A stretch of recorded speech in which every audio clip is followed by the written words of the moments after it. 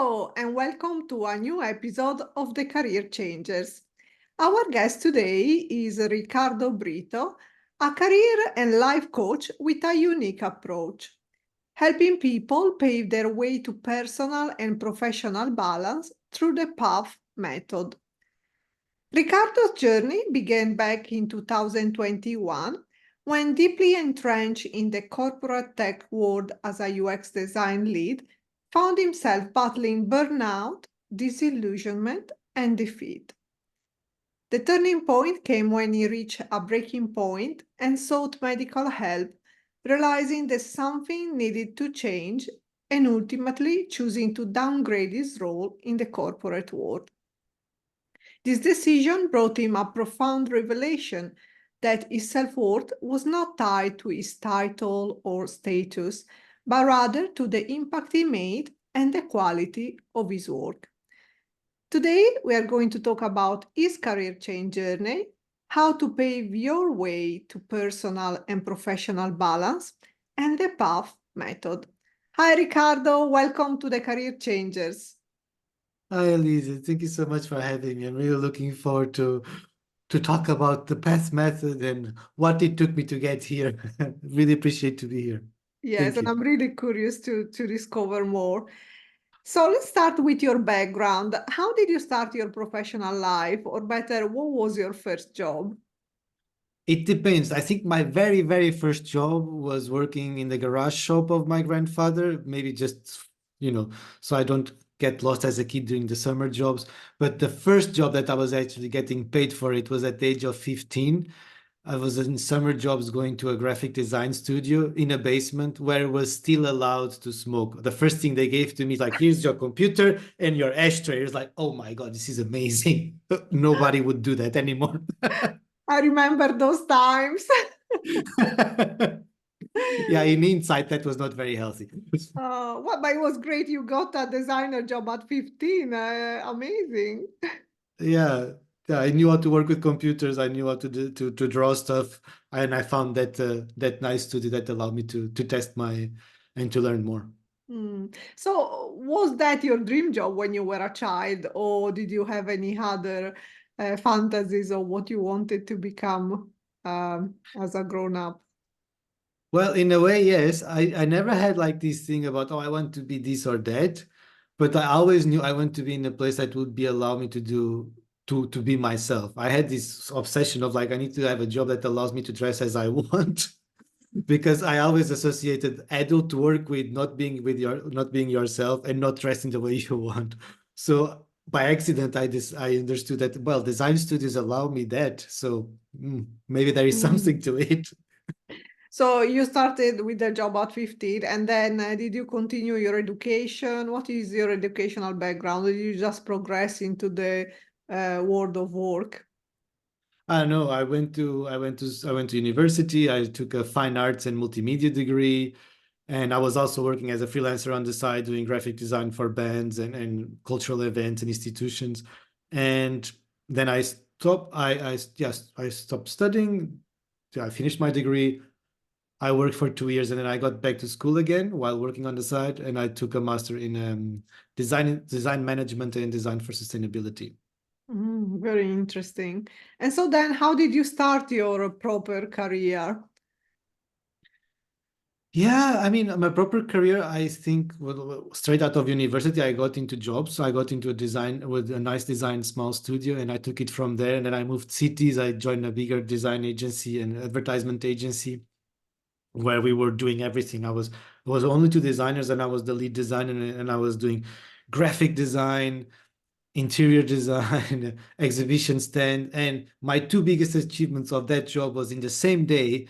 I got two clients. One was a funeral home that wanted a redesign of their brand, and on the afternoon, I got to decorate the cannon of the only bullet man in Europe.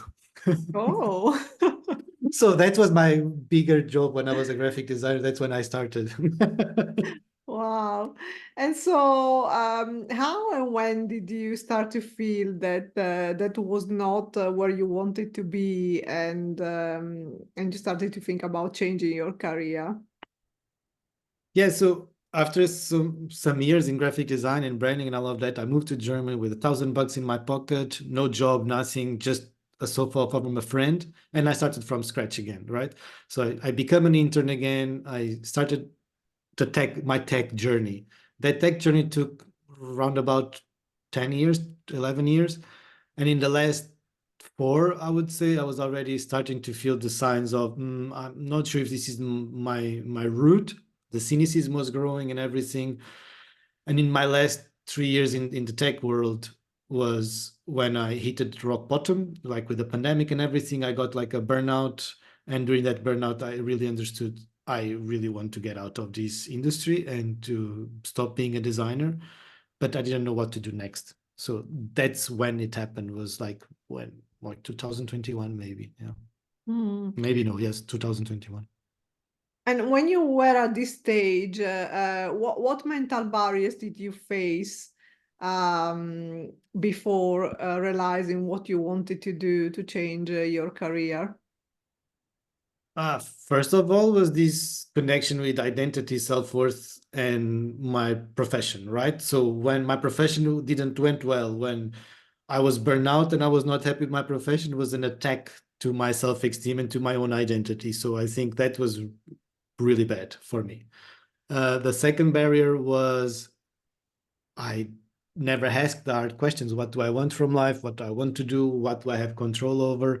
So when I started to ask those questions, I kind of realized I don't have an answer. And that was really scary. So that was a barrier. Like I didn't even know what to answer. So those two were the biggest barriers I had to actually overcome. Hmm. So you mentioned now that you didn't feel too well because you realized that your career at that stage was not fulfilling you anymore. But I also know that you sometimes cover the topic of identity and ego that are part of this process of self-exploration. So what role did identity and ego play in your process in your transformation journey between one career and the other? I needed to separate it. I needed to, for me, it was very clear that my next step, it's something that I want to do, but I cannot allow to define me. And I think that's the separation between what I do as a job, what I do to make a living, hopefully something that I enjoy and I'm good at, but or trying at least, and from my self-value and my self-worth. And that's all ego, that's all identity, right? So right now I am not my job. My job does give me satisfaction. My job does give me meaning, is fulfilling, but especially as a business owner, there's a lot of stuff that goes wrong. There's a lot of stuff that you are to blame for, the good and the bad. And this is a great exercise to separate myself from my output and my self-worth. So this, which is separating identity and ego, right, Mhm. from the work. Yeah, I think that's so important because many times, because work or our careers, it covers so much of our time, of our daily lives, that it's so easy to identify with what we do and forget a little bit of what we are without our job titles or our careers. So, during this difficult time, did you find anyone to be a source of support for you? Plenty of people. I'm very lucky with the people that I have around me. My partner was essential, was like my safe place, my safe ground. My family, my good network of friends who were there to support me in all of this. And of course, I sought medical help. I had like a great psychologist. I had a great coach, and all of this creates a good support systems to be around. So it was not one single person; it was a community. It takes a village. Yeah. That's great. It's great to know that you were supported. And when and how did you decide then to become a life coach? What was the turning point where you started to have this realization? So I did a lot of experimentation during these 8 months that I was burned out, right? I considered to be a tattoo artist full time, considered to be an illustrator full time, considered like opening a restaurant, and which I started to cook meatballs for friends and for neighbors, and I was like cooking 200 meatballs for people. It was a bit, I got a bit of an obsession, but it was great because I tested a lot of ideas that I realized, well, that's really not my path, right? And coaching appeared as by accident. I experimented coaching through the burnout, like when I got support, and I realized, oh, that's what coaching is about. So coaching is not like telling people what to do. Coaching is not like what we see, the common prototype coach, sports coach, do this, do that, push it harder. No, coaching is much more. And I was like, oh, I like being a client and having a coach. And then I realized this is something that is connected to the kind of work I do and the things that I actually like to do. Forget the tech, forget the product, forget the business. I love to work with the people. And then I realized that this could be an avenue for me. And then I took education on that, took a course for over like around about a year. And I loved it. And I realized, you know what, this is what I want to do from now on. And took me some time to jump from that to having my own coaching business for sure. But it was during that period that I realized, okay, this is where I'm heading by accident after experimenting a lot. No.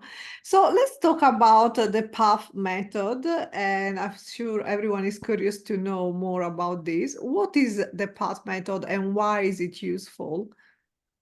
So the path method is just a way to describe the main four pillars that I work with.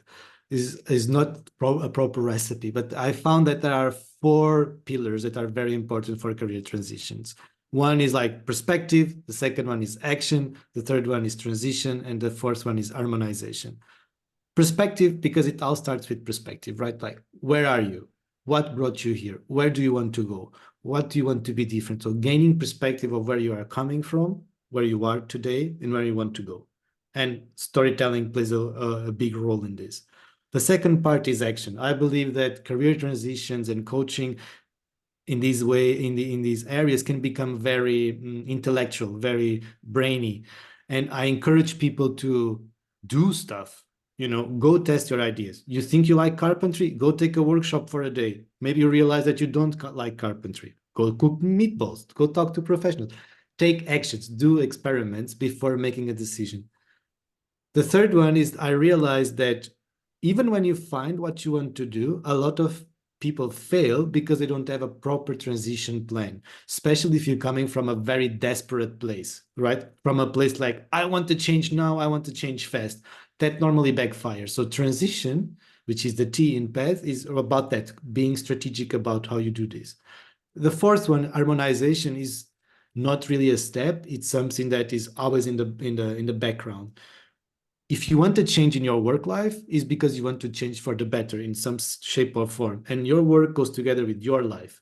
So harmonizing work with your life and how can it best serve your life and creating a better relationship with it, it's always a constant in this process of working together. Mm.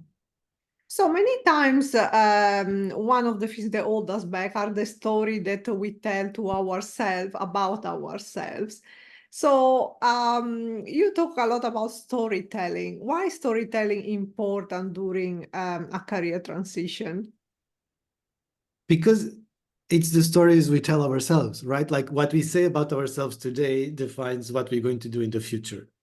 So if you think about this, if I look at myself and I say, oh, this is the skills I have, this is how I feel about work, this is the opportunities I think I have the right to, and therefore I don't apply to this job and I don't deserve this thing, then you are limiting your experience.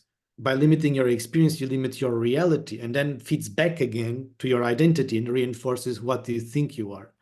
So when we create a career retrospective, when we understand everything we did and we analyze it from different perspectives, our view about ourselves just goes opens massively, and then you can realize, oh, I can do so much stuff, and I actually did so much great thing that I didn't even consider that I did. So that changes the story, and that creates confidence, that creates a lot more opportunities for people to understand what the future can be for them now. Mhm. And how can we use storytelling to make sense of our careers? So I start by doing a retrospective, right? I have this career storytelling kit, which is for free, and I use it with my clients, was developed with my clients to be fair. And we go and analyze each and every step of your journey, even the jobs you had when you were a teenager, right? The cafe, you were learning already about customer service or managing a business. So when we look at all of these experiences, looking also not only of the official roles, but also the unofficial roles, we might discover that we did a lot more than we think. And that puts a new light in our story.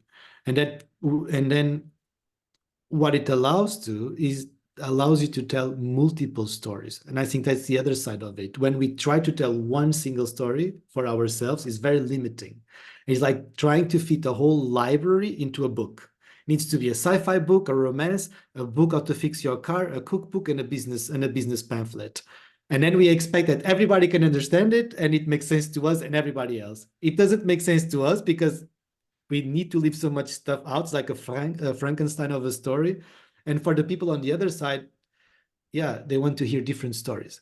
So when we look at our career and we can tell different stories to the right people at the right time, and every story is honest and every story is true, and all of them together create a bigger picture of you, it helps you to reinvent yourself, your identity, and the story that you tell about yourself.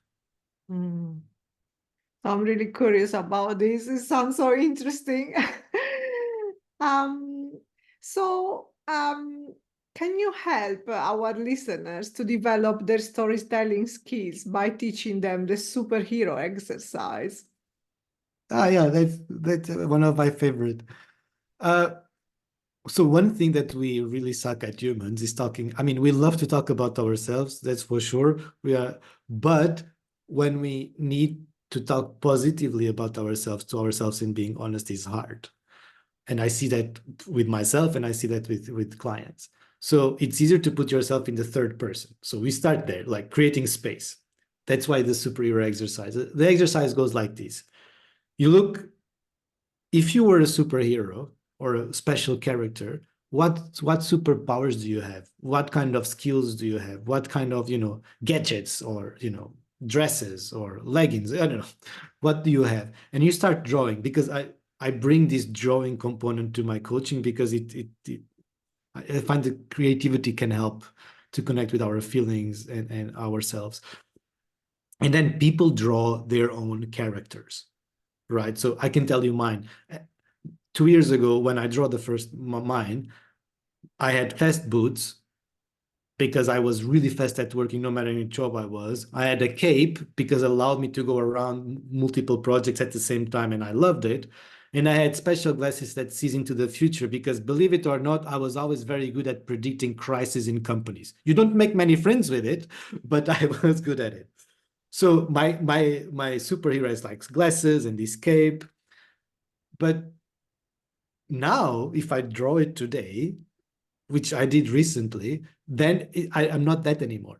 I'm like a alpha hippie, half of a businessman, which is that's how I see my character. So it's also interesting to see how it changes.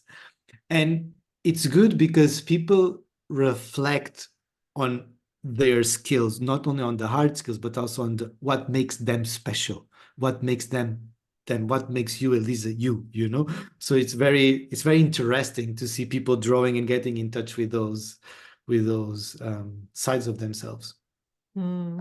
Well, I will definitely try to do that. And I actually already thought about it. You can Uh, download it. I'll give you the link later. okay. It's a free thing. It comes with a webinar and everything. Oh, okay. So where our listeners can find it? It's on my website, ricardobrito.me/gift, but I can give you for the descriptions. Oh. So each of us, with our choices, we generally try to have a positive impact in the world. How do you feel you, with your career change, are making the world a better place? Uh, I was working for products with millions of users and things like that. And although it sounds very interesting and very sexy, you never see the outcome of your work. You never see the real impact that your work has. And sometimes I didn't felt that I was solving the right issues or making the world a better place.